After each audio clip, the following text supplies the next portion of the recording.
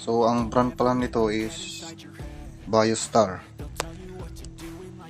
A58 MDP. So ang issue pala nito is no display.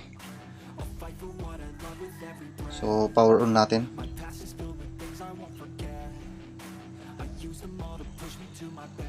Ayan, so naka-power on na. Pero walang display. Ayan. So napalitan ko lang ng gumaganang memory to. Is wala pa ring display. Tanggal ko na rin yung CMOS battery, ni-reset ko na rin itong CMOS, na-drain ko na rin yung power, wala pa ring display. So buti na lang may pang testing akong pyesa. So yun ang kagandahan pag may pang testing. So ang naging problema nito mga loads is yung processor. Yan, so walang display. So testing natin yung processor na isa, yung gumagana.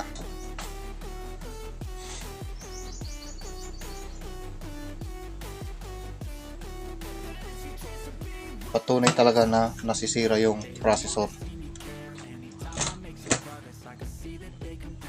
So yan, tanggalin natin tong processor. Bali ito yung kanyang brand A4 6300 series. So pag titingnan natin yung mga pins,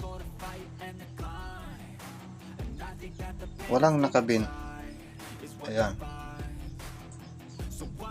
wala rin sunog.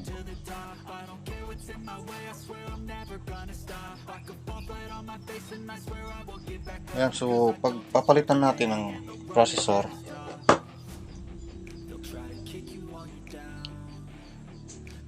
so pareho lang din ang ipapalit natin.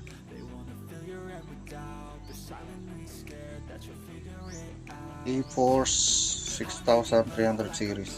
Ayan, so malabo. Ayan, so nabura yung A4 6300 series lang yung hindi nabura. So testing natin.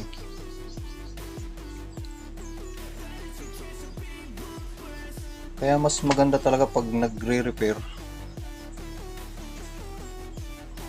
may spare parts na pang testing para mabilis mahanap yung salarin.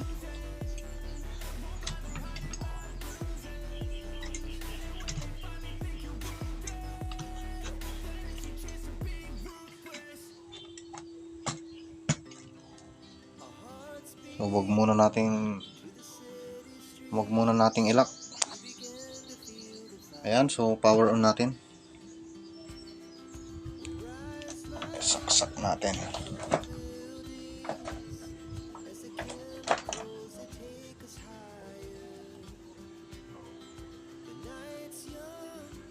Power on. Ayan, so power on na. Ayan, 1 beep. So ayan, may display na. So yun ang kinagandahan ng may pang testing.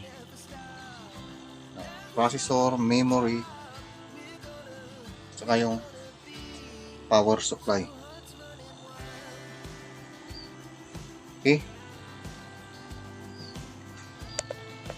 so ayan.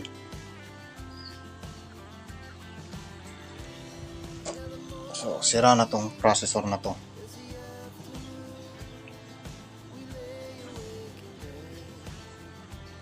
Wala naman sunog. Bakit? No display.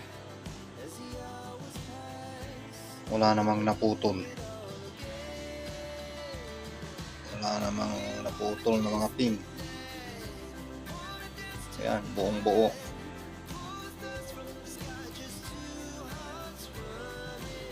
Okay, so yun lang mga lods. Maraming salamat sa panonood.